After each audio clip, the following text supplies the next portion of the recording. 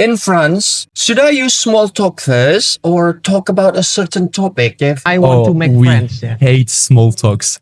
So don't talk about the weather. Like British people, yeah? Yes. But I just spent 1 year in New Zealand and that was the most difficult thing for me, like to handle the small talks because now that's boring. I don't want to talk about the weather. So like you can definitely on day one talk about politics, talk about like in France we are really touched like to confront, like to clash, to argue. When for us like I think an argument is really kind of showing that you trust the person. Like if you don't have argument with the people, that's mean like you think they're not that much interesting. And so for us, like there is no kind of no taboo. You can talk about everything. Like the most argument you have, I mean the strongest your relation is. So yeah, the small talk that that's a good weather. And what? So yeah, like in terms of small talk now, we want deep conversation. Oh, I see. So argument is common in France, yeah? Yes. And we value honesty as well.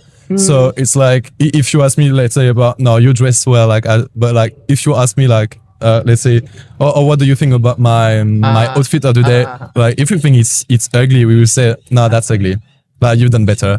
So like, because honesty is like the strongest, the strongest quality you can give to someone, because that means that you trust that person enough to know that when they're telling you the truth, it's because they want the best for you.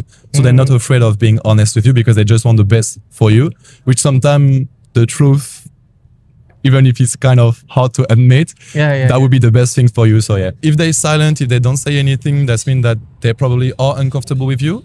If they don't want to argue with you, like if you say something, and unless they agree, obviously, and they say, I agree. But if they don't say anything, that means they might don't like you.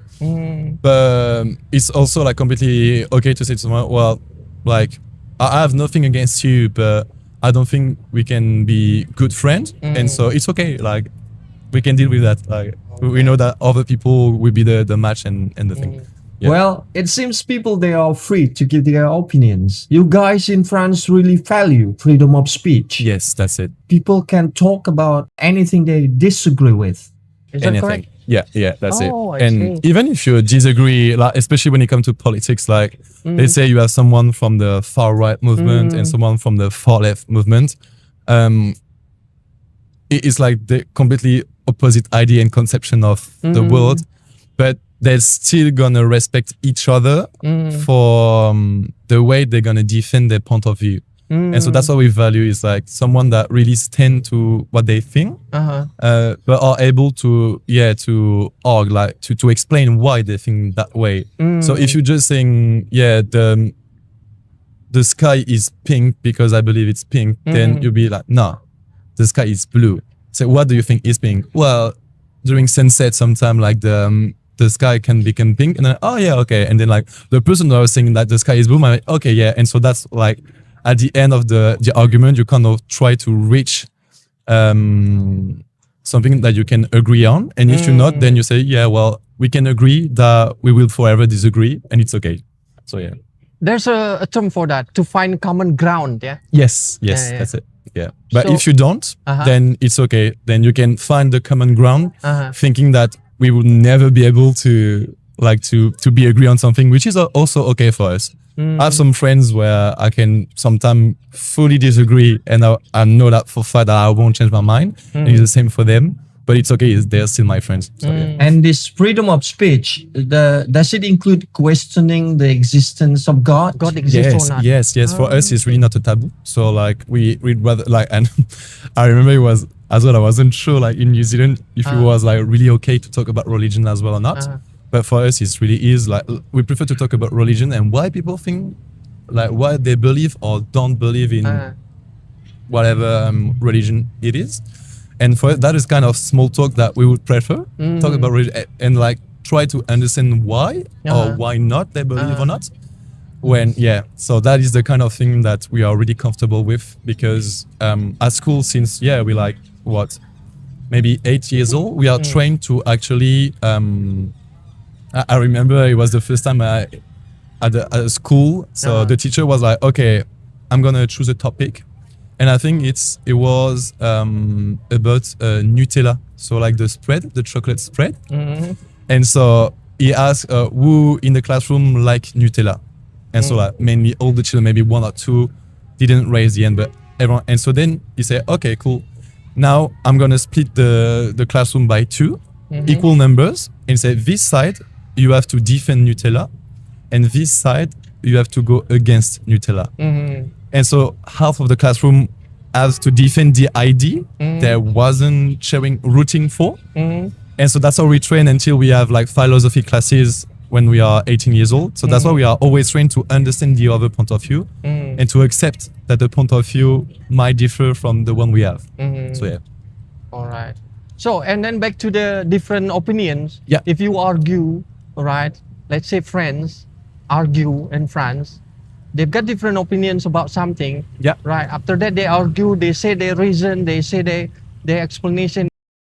Right? And then after that, finally, they still have different opinions. Are you still friends? Yes. Yeah. Yeah. Okay. Like literally that was, I was saying, like, I really have friends from all the political spectrum, literally.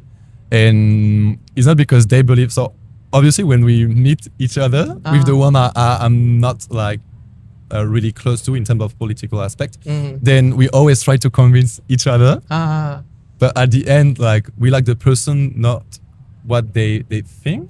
So of course, yes, because like they have to, if they're really stubborn and saying like, no, like, you have sometimes people where it's too far away. Like for me, I know it's like, it's racism, is that like really racist, then like it's the do not cross line. Like if they are really racist, then I'm like, yeah, I don't want to talk to you.